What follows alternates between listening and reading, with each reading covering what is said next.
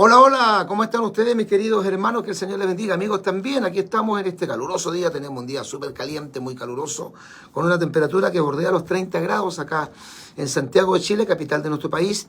Desde los estudios de la radio Tiempos Finales les está saludando un servidor, el pastor evangelista Marcos Morales Chávez. Hemos tenido una jornada larga, ardua. Estuve hoy día en la mañana dando un tema muy interesante. Bueno, estuvimos haciendo un espacio que se llama El Usted Pregunta, la Biblia Responde, en la radio Tiempos Finales. Y en la tarde estuvimos tocando un tema muy importante acerca de lo que en realidad significa la santidad externa. Estuvo muy bueno eso. Tuvimos que hablar un poquito fuerte y claro debido a todas estas lamentables declaraciones que han hecho muchos predicadores, que yo los considero hombres buenos, con un muy buen mensaje, pero que lamentablemente se han ido muy fuertemente en contra de las iglesias que somos convencionales, la iglesia que somos conservadoras, la iglesia que somos de senda antigua, de sana doctrina. Y bueno, independiente del sentimiento de cariño, afecto que uno pueda tener hacia cualquier predicador, uno tiene que también ser muy firme y radical en la postura que tiene frente a estos temas que son relevantes. Bueno, ahora vamos a hablar acerca de cómo una iglesia o un buen concilio se podría convertir en una secta. Usted sabe que la Iglesia Católica nos llama a nosotros secta, y la verdad es que eso es una cosa para la risa, es un verdadero chiste, porque la Iglesia Católica Apostólica y Romana es la gran secta, es el gran movimiento apóstata, y de hecho va a ser el movimiento que va a encabezar la gran religión que va a estar a merced del anticristo en los días de la gran tribulación. Y todos nosotros conocemos, más o menos los que llevamos algún tiempo en este camino del Evangelio, que son muy fáciles de identificar las sectas anticristianas, como los adventistas, por ejemplo, los mormones, los testigos de Jehová, los unitarios o solo Jesús, los cristadelfianos, los judíos mesiánicos y varios más. Pero como una buena iglesia o un buen concilio se podría convertir en una secta. ¿Qué significa en realidad el concepto de secta? Bueno, vamos a tratar de compartirlo, vamos a dar algunos minutitos para que los hermanos se vayan, ¿no es cierto?, conectando, y también puedan darle like a este en vivo, y también puedan compartirlo con todo su contacto para que la iglesia tome apunte, y especialmente nosotros los que tenemos esta gran responsabilidad de liderar una iglesia, seamos muy cautos, muy precavidos y siempre manteniéndonos en lo que aprendimos. Yo creo que una de las cosas que es un gran peligro, de hecho yo tengo un estudio, no sé si lo tengo por acá, es un librillo que escribí que se llama Grandes Síntomas de la Apostasía. Claro, Grandes Síntomas de la Apostasía no está aquí, pero lo tengo por ahí. Y justamente hablamos acerca de cómo una iglesia o un concilio podría lentamente entrar en un camino errado, equivocado. Por eso creo yo, y obviamente puedo estar equivocado porque no todo lo que uno pueda decir es totalmente a lo mejor absoluto, o bien pueden haber muchas más aristas y decir, ¿sabe, pastor? A usted le faltó mencionar esta característica, le faltó mencionar esto, por supuesto. Pero a grosso modo, una iglesia o un buen concilio se podría convertir en una secta cuando el pastor, el líder o el obispo o el presidente del concilio se descuida en la doctrina. Creo que eso es muy importante entenderlo. Tenemos que mantenernos muy a la par con lo que aprendimos cuando recién nos convertimos, porque es ahí donde Dios en su infinita gracia nos permitió conocer lo que es la verdad del Evangelio, lo que es la sana doctrina. Ahí aprendimos lo que son las doctrinas básicas y elementales de la fe, ¿no es cierto? El Evangelio apostólico de senda antigua, de conversión, de regeneración, el poder del Espíritu Santo. Pero veamos un poquitito acerca, yo tengo un estudio que se llama Las características de una secta, pero yo quiero hablar un poco acerca de cómo se podría convertir una buena iglesia o un buen concilio o una iglesia sana en una secta. En Hechos capítulo 26, verso 5 dice la Biblia, los cuales también saben que yo desde el principio, está hablando el apóstol Pablo contando su testimonio de cuando él era fariseo y cuando se convierte al Evangelio del Señor Jesucristo y se convierte en el apóstol Pablo después de haber sido Saulo el fariseo, los cuales también saben que yo desde el principio, si quieren testificarlo, conforme a la más rigurosa secta de nuestra religión, que era el judaísmo, viví fariseo, Hechos 26:5. Aquí el apóstol Pablo, mis queridos hermanos, se presenta delante del rey Agripa, acusado por los judíos celosos y anticristianos de transgredir la ley de Moisés, de apostatar del judaísmo, que es la religión de los judíos, y enseñar la resurrección del Señor Jesús. Pablo explica al rey Agripa quién era él dentro del judaísmo, un hombre irreprensible, celoso de la ley, que tal como Pablo después lo manifiesta en los Filipenses capítulo 3, versículos 4 al 6, él era un hombre muy religioso, que estaba metido en una secta llamada los fariseos, que era una secta satánica, diabólica en realidad, que se había desviado de la ley de Moisés, y que dentro del judaísmo pertenecía a una secta conocida como los fariseos. Esta palabra fariseo viene del arameo prishá, fariseo, se origina del arameo prishá y significa un separado. El fariseísmo era uno de los tres partidos judíos principales. Los otros eran los saduceos y los esenios. Se cree que esta secta judía nació antes de la época de los macabeos, o sea, en el tiempo, digamos, entre el Antiguo y el Nuevo Testamento, en el tiempo del silencio profético, unos 395 años antes de Cristo, cuando se escribió Malaquías y después viene Mateo, con el propósito de que los judíos no fueran influenciados por la cultura griega. Ellos cobraron fuerza cerca del año 78 a.C., desde entonces dominaron la vida religiosa de los judíos, y la secta de los fariseos se convirtió en una de las más influyentes del judaísmo. Eran muy rigurosos de la ley, eran ortodoxos en doctrinas básicas del judaísmo: predestinación, libre albedrío, creían en la inmortalidad del alma los fariseos, en la existencia de ángeles, de demonios, en la vida futura, en la recompensa de la vida eterna, resurrección del cuerpo. Pero con el correr del tiempo se empezaron a desviar, y aquí es donde está la clave. Muchas iglesias pueden ser sanas, incluso nuestra iglesia o su iglesia, pastor o obispo, pueden ser muy sanas. Y puede que si usted o yo nos descuidamos, pues terminemos en un camino equivocado cuando nos vamos acostumbrando a ciertas cosas que no son correctas, no solamente en la doctrina, sino en la conducta y en el tipo de liderazgo que se ejerce. Escuche esto, por favor. Bendito sea el Señor. Muy bien. ¿Qué hicieron los fariseos con el tiempo? Aparentemente eran muy ortodoxos, muy apegados a la ley, pero agregaron a la ley más de 616 tradiciones. Por eso que Jesucristo dice: hipócritas, habéis invalidado la palabra de Dios por vuestra tradición. Le añadieron a la ley, le añadieron al Antiguo Testamento, le añadieron al judaísmo más de 616 tradiciones.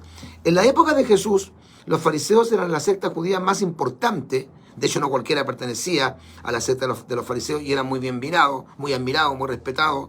Era la más importante, la más influyente de todo Israel. Y Jesús vino para desenmascarar su hipocresía, su falta de amor y su inconsecuencia, tal como lo señala el capítulo 23 de Mateo, versículos 1 al 36, y también como Cristo lo dice en Marcos 15, versículos 2 y 6. Más pasajes hay de la forma como Jesucristo desnudó o denunció, por así decirlo, a los fariseos, pero esos versículos solamente se los vamos a dar por causa del tiempo. Daban más valor a las cosas externas que a las intenciones del corazón. Para los fariseos era más importante la forma que los fondos. Ellos fueron denunciados por Jesús y fueron denunciados por Juan el Bautista, y fueron quienes conspiraron contra el Señor Jesús para llevarlo a la muerte. Cuidado con la secta. ¿Qué es una secta? Comencemos por esto. Una secta es un grupo que tiene un alto grado de atención con la sociedad circuncidante, pero su creencia es nueva o innovadora. Generalmente las sectas siempre traen una nueva enseñanza y son monotemáticos en cuanto a la enseñanza. Ya vamos a hablar de eso. Originalmente es un término usado para referirse a comunidades filosóficas, religiosas o políticas que a través de sus enseñanzas o sus ritos han roto con su comunidad de origen. O sea, las sectas se originan del cristianismo en el sentido de nuestra fe. Derivan, de hecho los adventistas, los testigos de Jehová, los mormones derivaron de iglesias cristianas, ¿ya? Así que ese es más o menos el concepto. Desde el punto de vista sociológico, es un grupo de personas con afinidades comunes, pueden ser culturales, religiosas, políticas, esotéricas, etc. Como una de las posibles acepciones del término, tiene connotaciones negativas. Cuando se habla de una secta, se habla de algo negativo, de algo que no pertenece a la iglesia verdadera, de un grupo que se desvincula, que se desconecta del cristianismo, no de otra denominación, no se confunda. Se denomina del cristianismo y se aparta de los parámetros bíblicos, no solamente en doctrina, sino en conducta. Como una de las posibles acepciones del término, tiene connotaciones negativas y se ha sugerido el de nuevo movimiento religioso. Según el diccionario Océano, dice que la secta o el sectarismo es una doctrina particular enseñada por un maestro que la halló o la explicó y seguida y defendida por otros. Conjuntos de creyentes de una doctrina particular o de fieles a una religión que se considera falsa.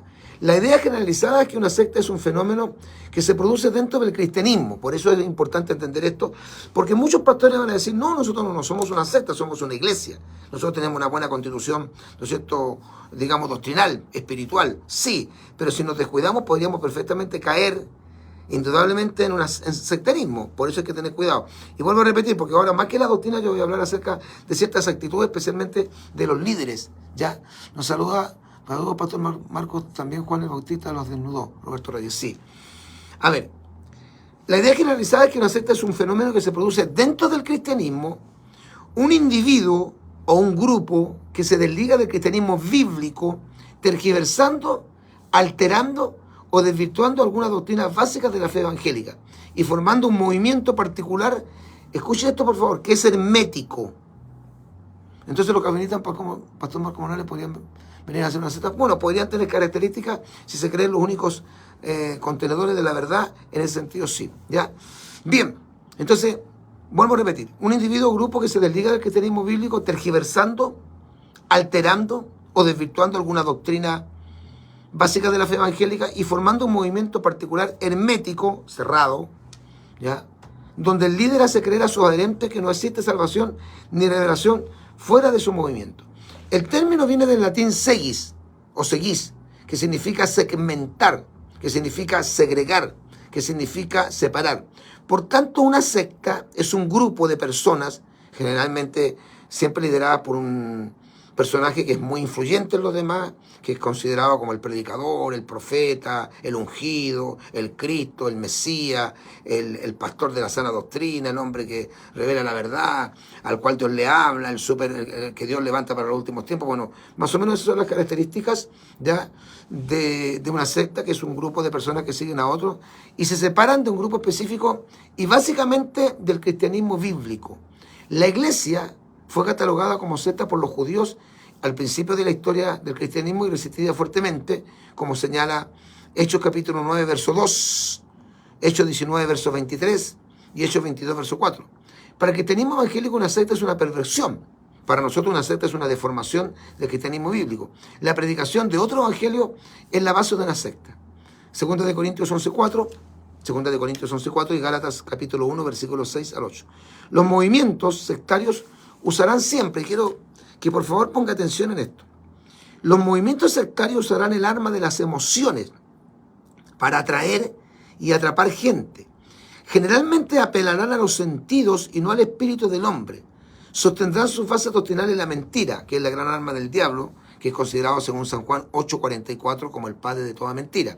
Siempre tergiversarán las escrituras para que ellas, las escrituras, digan lo que su líder quiere que digan. Usarán generalmente textos de la Biblia, pero siempre fuera de contexto. Generalmente el líder de una secta arguye que es llamado por Dios para restaurar la verdadera iglesia y que todos los demás movimientos cristianos son falsos. Aseguran ser el enviado por Dios y tener la revelación verdadera. Yo por eso les he enseñado a los pastores, yo tengo un grupito de pastores que lidero, que presido, ya somos 12 pastores, o sea, yo tengo la responsabilidad de liderar a 11 pastores, y siempre he dicho que nunca ustedes crean, pastores, que yo soy el super pastor, que yo soy el hombre de Dios del momento, que Dios solamente me habla a mí.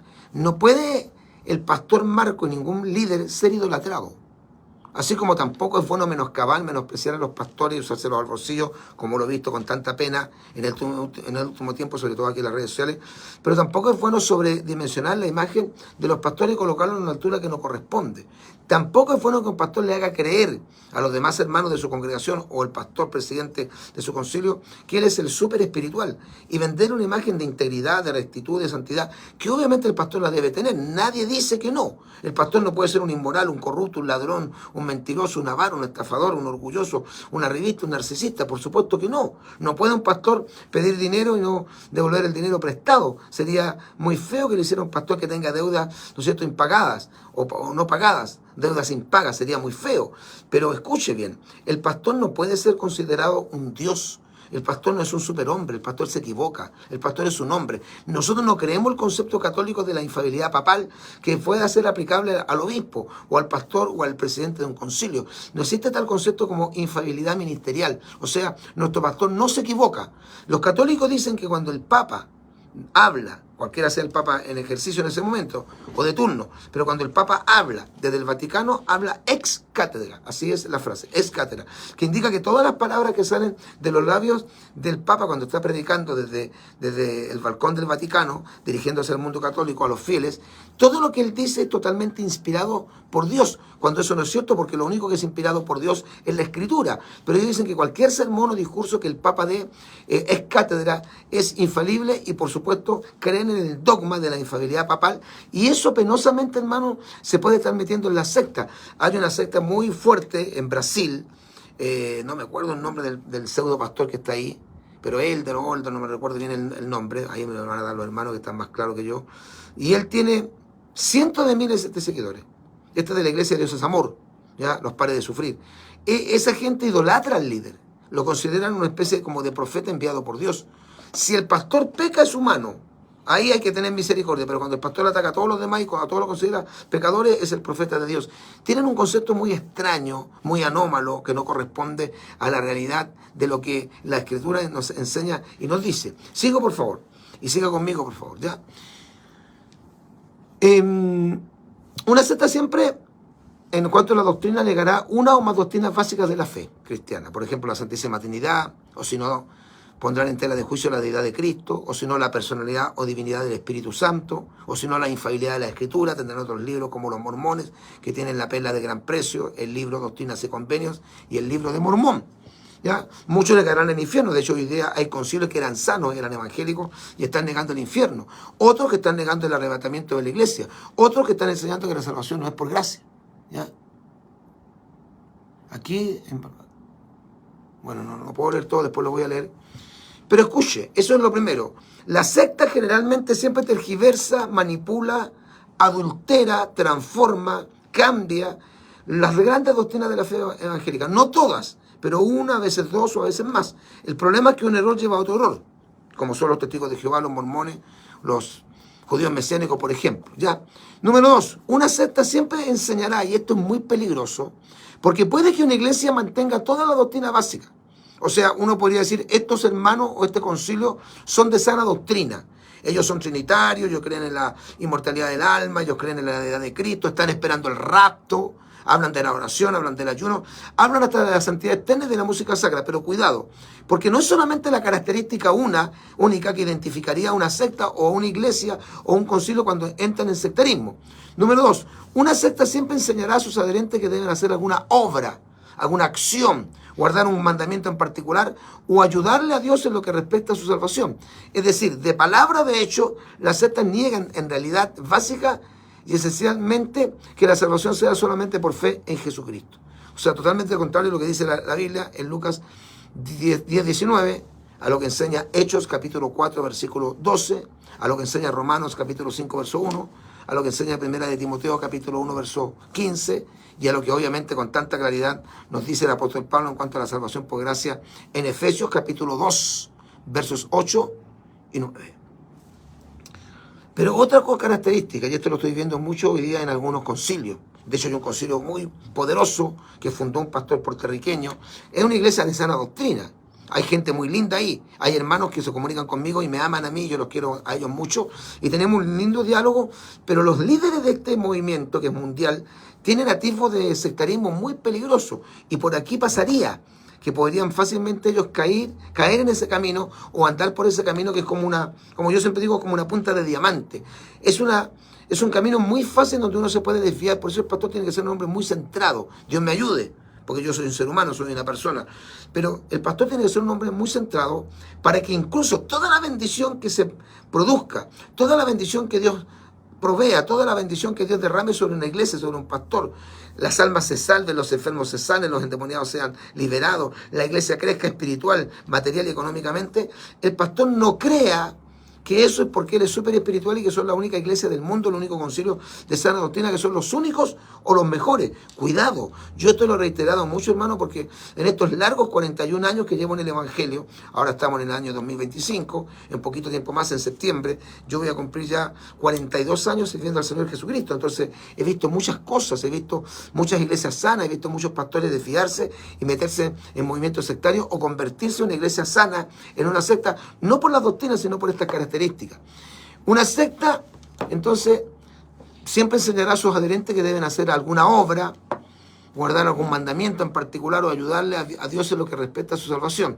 Es decir, de palabra o de hecho la secta niega que la salvación sea solo por fe en Jesucristo. Esa es la segunda característica. Tercera, una secta siempre se presentará, y esto es muy penoso, y cuidado, siempre se presentará como la contenedora de la verdad única, y enseñará que fuera de ella no existe esperanza ni salvación. Yo lo digo abiertamente. Yo me he salido de un concilio muy lindo, que era precioso, de sana doctrina, donde se movía el poder de Dios, porque comencé a ver atisbos.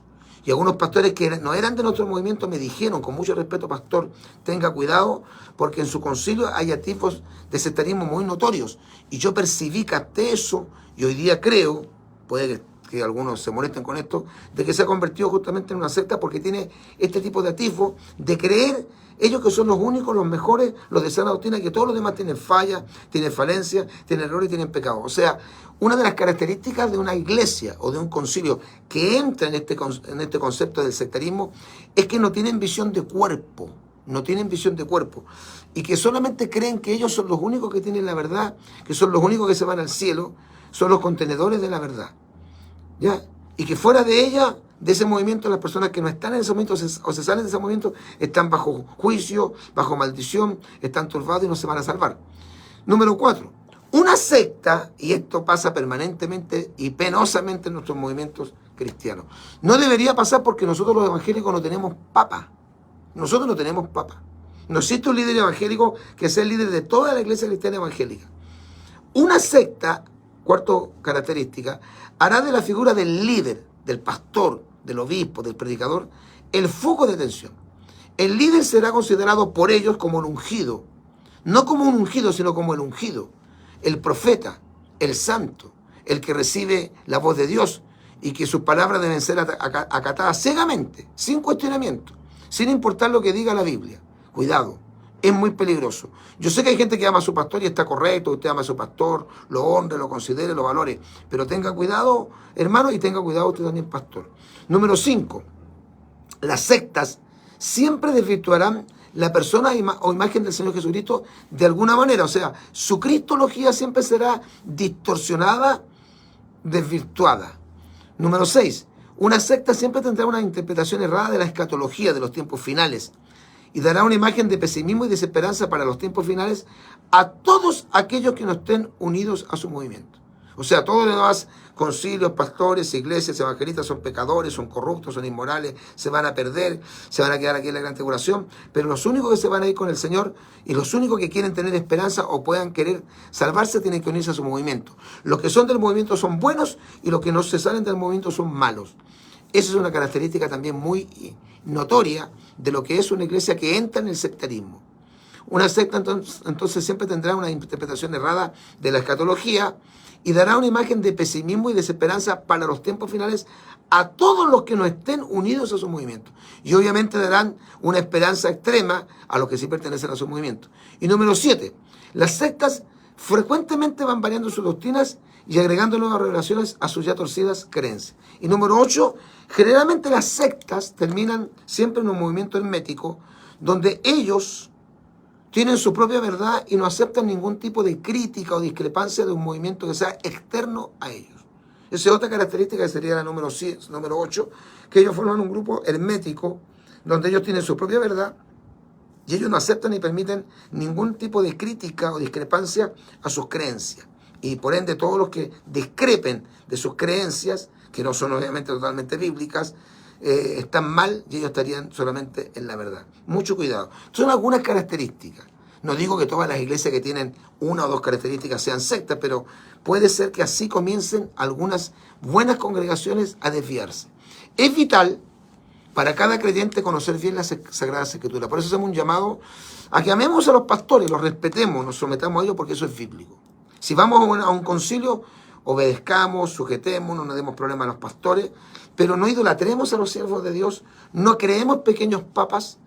Ellos son hombres y no dioses, los siervos de Dios, los pastores y los ministros. En 1 San Juan capítulo 5, verso 21, Juan dice, hijitos, guardaos de los ídolos.